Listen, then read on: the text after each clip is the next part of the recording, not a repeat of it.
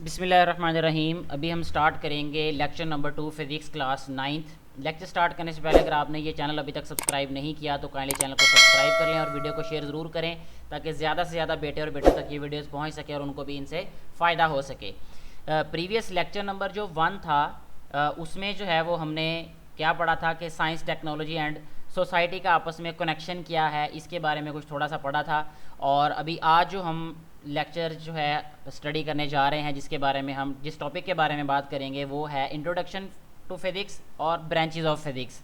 ये चीज़ें हम आज के लेक्चर में कवर करने की कोशिश करेंगे। तो सबसे पहले हम इंट्रोडक्शन के बारे में पढ़ते हैं। इंट्रोडक्शन के बाद फिर हम ये इसकी ब्रांचेस की तरफ आएंगे।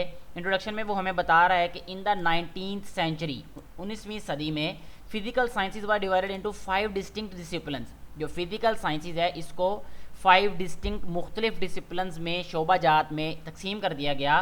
ठीक है, इससे पहले जो है वो प्रीवियस पैराग्राफ में उन्होंने हमें बताया था कि उसने चेंज किया फिज़िकल क्वांटिटीज़ फिज़िकल साइंसेज में और उसके बाद बायोलॉजिकल साइंसेज में। ठीक है, जो नॉलेज था जैसे जैसे नॉलेज इंक्रीज़ हुआ, ठीक है, और फिर उसको डिवाइड कर दिया गया 2 ब्रांचेस में, जो कि फ़िज़िकल साइंसेज था और बायोलॉजिकल साइंसेज था। अब जो है वो हम क्योंकि फ़िज़िक्स के बारे में पढ़ने जा रहे हैं तो यहाँ पे वो बता रहा है कि 19th सेंचुरी में फ़िज़िकल साइंसेज को फिर डिवाइड किया गया 5 डिस्टिंक्ट डिसिप्लिन्स में। उनमें कौन कौन से हैं? फ़िज़िक्स है, केमिस्ट्री है, एस्ट्रोलॉजी है, जियोलॉजी है एंड मेट्रियोलॉजी है।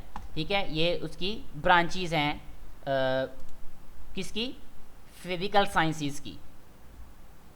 अच्छा, इसके बाद जो नेक्स्ट हमें बताया गया है इसमें वो ये है कि the most fundamental of these is the physics. सबसे बुनियादी जो है वो फिज़िक्स है।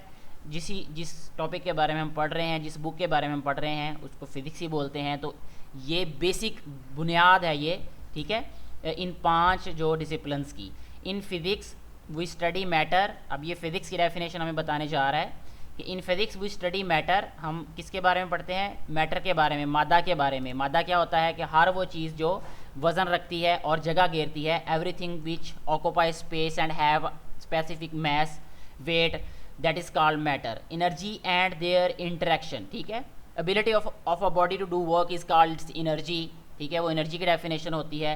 तो मैटर और एनर्जी का आपस में रिलेशन, इंटरेक्शन और इसके बारे में जो स्टडी होता है उसको फिज़िक्स बोलते हैं।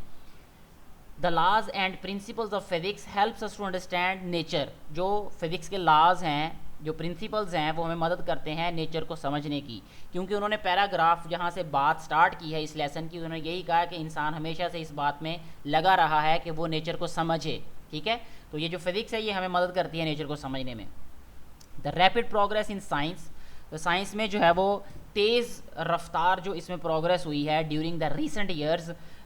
ये जो करीबी जो है वो मौजूदा जो सालों में हैज़ बिकम पॉसिबल, ये इसीलिए मुमकिन हुई है ड्यू टू द डिस्कवरीज़ की वजह से एंड इन्वेंशंस, दरियाफ्तों की और ईजादात की वजह से in the field of physics, जो कि फ़िज़िक्स में हुई हैं। The technologies are the application of scientific principles. जो टेक्नोलॉजीज़ हैं वो सारी की सारी एप्लीकेशंस हैं साइंटिफिक प्रिंसिपल्स की। ठीक है, जो साइंटिफिक लॉज बनाए गए उनकी एप्लीकेशन, मतलब कि वो प्रैक्टिकली इम्प्लीमेंट किया गया। ठीक है, उन्हीं का इस्तेमाल किया गया, उन्हीं के इस्तेमाल से फिर ये इतनी प्रोग्रेस हुई है।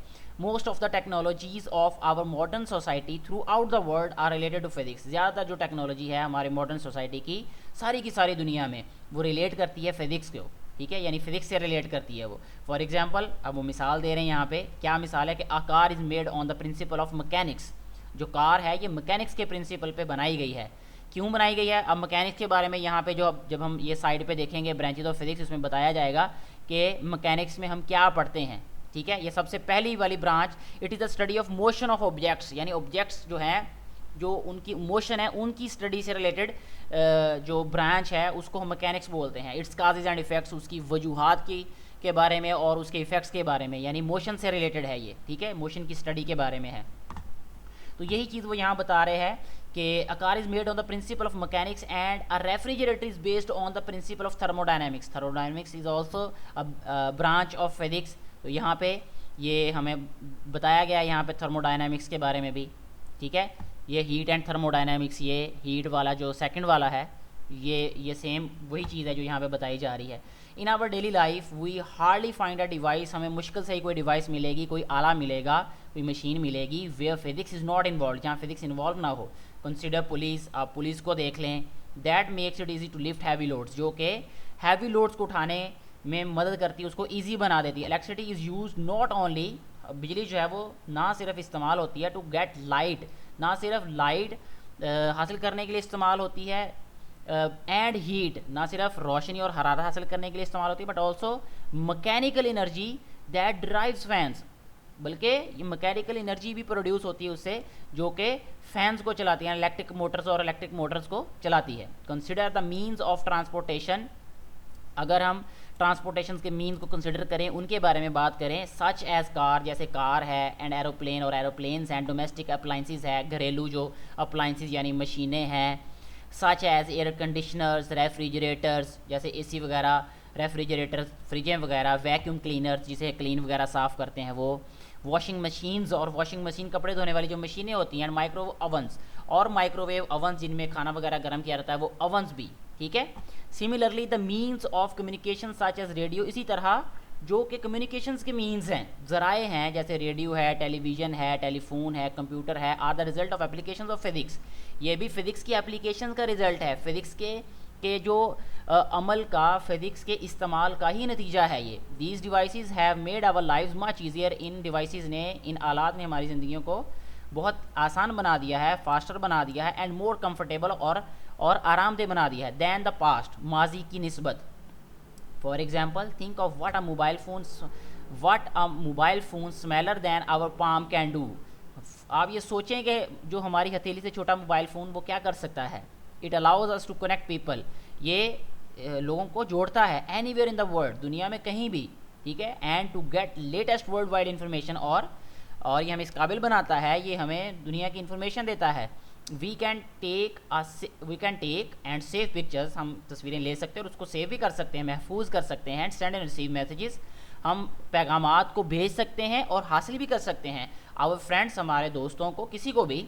We can also receive radio transmission and can use it as a calculator as well, हम इससे रेडियो ट्रांसमिशन भी रिसीव, हम इसको हम we can also receive radio transmission, हम रेडियो ट्रांसमिशन भी जो वो इससे रिसीव करते हैं, यानी रेडियो भी इस पे चला सकते हैं, and can use it as a calculator as well, और उसको कैलकुलेटर के तौर पे भी यूज़ करते हैं। क्योंकि मेरा बेटा आपने देखा है जब से मोबाइल फ़ोन आया है, कैलकुलेटर्स का यूज़ भी बहुत कम हो गया है, लोगों की पॉकेट्स में मोबाइल फ़ोन्स होते हैं, वो पॉकेट में से मोबाइल फ़ोन निकालते हैं और कैलकुलेट कर लेते हैं चीज़ों को।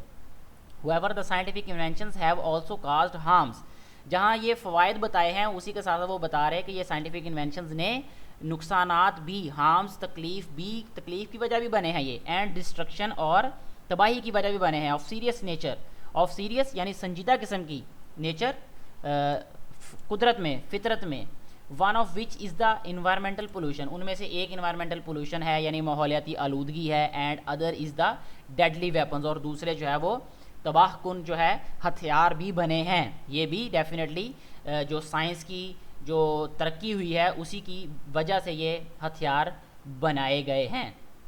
अब हम ब्रांचेस ऑफ फिजिक्स के बारे में पढ़ लेते हैं। मैकेनिक्स के बारे में ऑलरेडी हम टॉपिक में डिस्कस कर चुके थे, लेकिन दोबारा मैं इसकी डेफिनेशन आपको बता देता हूँ। It is the study of motion of objects, ये स्टडी है ऑब्जेक्ट्स की मोशन के बारे में और इसके काज के बारे में, यानी एक जो बॉडी है वो मोशन क्यों करती है और मोशन करने से क्या असरात होते हैं, ठीक है ना। इसके बारे में जो स्टडी है वो जो ब्रांच है उसको मैकेनिक्स बोलते हैं। Heat, it deals with the nature of heat, ये जो ब्रांच है ये हीट की नेचर को डील करती है। मोड्स ऑफ ट्रांसफ़र, और उसके ज़राए, ट्रांसफ़र होने के ज़राए कौन कौन से हो सकते हैं, एंड इफेक्ट ऑफ हीट, और हीट के असरात क्या हैं। यानी एक एक ब्रांच जो है ये पूरा एक सब्जेक्ट है। ये sound, it deals with the physical aspects of sound waves, ये फिज़िकल एस्पेक्ट्स क्या हैं इसके साउंड के, उसके बारे में ये स्टडी जो है इसी ब्रांच में की जाती है। देयर प्रोडक्शन, और उसकी प्रोडक्शन, प्रॉपर्टीज़ एंड एप्लीकेशन, उसकी प्रॉपर्टीज़ और एप्लीकेशन यानी उसके इस्तेमालात के बारे में है ये। लाइट यानी optics, it is the study of physical aspects of light, light के फिजिकल एस्पेक्ट्स क्या हैं, ठीक है, इट्स प्रॉपर्टीज़, और इसकी प्रॉपर्टीज़ क्या हैं। Working and use of optical instruments, और ऑप्टिकल इंस्ट्रूमेंट्स के यूजेस क्या हैं, जैसे इसमें आप लोग पढ़ा भी होगा 8th क्लास में, दूरबीन, खुर्दबीन, और इस तरह बहुत सारे आपके जो ग्लासेस आते हैं, या वो आपकी आई साइट के बारे में जो नॉलेज है वो सारा इसी जो है वो ब्रांच में स्टडी किया जाता है। इलेक्ट्रिसिटी एंड मैग्नेटिज्म, जो मोटरें वगैरह सारी बनती हैं वो इसी जो है वो इसी जो है वो नॉलेज की बेस पे बन रही हैं, मज़ीद जो तरक्की हो रही है वो भी इसी बेसिस पे हो रही है। मैं छोटी सी आपको एक एग्जांपल बता रहा हूँ, बात बता रहा हूँ, ये बहुत एक वाइड सब्जेक्ट है ये। It is the study of charges at rest, ठीक है, चार्जेस की जो रेस्ट पोजीशन में स्टडी है वो, एंड इन मोशन और मोशन में, ये दोनों जो है स्टडी की जाती हैं इसमें, there effects and their relationship with magnetism, और उनका मैग्नेटिज्म के साथ क्या रिलेशन है, ठीक है। एटॉमिक फिजिक्स या it is the study of structure and properties of atom, atom के बारे में आप कह लें कि पूरी की पूरा जो नॉलेज है वो इस ब्रांच से रिलेट करता है। ये nuclear physics, it deals with the properties and behavior of nuclei and the particles within the nuclei, ठीक है। ये न्यूक्लियाई की प्रॉपर्टीज़ और उसके बिहेवियर के बारे में नॉलेज है या स्टडी है, और उसके बाद पार्टिकल्स जो न्यूक्लियाई के अंदर होते हैं उसकी स्टडी से रिलेटेड ये ब्रांच है। Plasma physics, it is the study of production, ये प्रोडक्शन के बारे में स्टडी किया जाता है इस ब्रांच में, प्रॉपर्टीज़ के बारे में, of the ionic state of matter, यानी मैटर की आयनिक स्टेट की हालत में, the fourth state of matter, which is the fourth state of matter, ठीक है।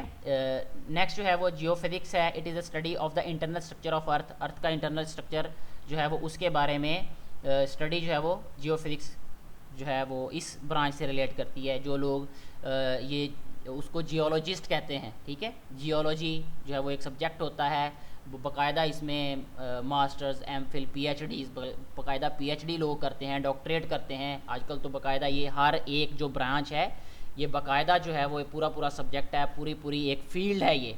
तो ये कुछ बेसिक ब्रांचेस के बारे में बताया गया है जो फिज़िक्स में हम लोगों ने पढ़नी है, या इन्हीं को जो है वो आगे नॉलेज इनका जो है वो आगे हमें एक्सपैंड करके बताया जाएगा या इसको एक्सप्लेन करके बताया जाएगा। तो आज का जो लेक्चर है वो यहीं तक काफ़ी है। मुझे उम्मीद है कि आपको ये बातें समझ आई होंगी। अगर इनमें किसी तरह की कन्फ्यूजन हो या कोई भी आपका क्वेश्चन हो तो आप कमेंट बॉक्स को यूज़ करें, आपके क्वेश्चन का आंसर देने की पूरी कोशिश की जाएगी। Thank you very much.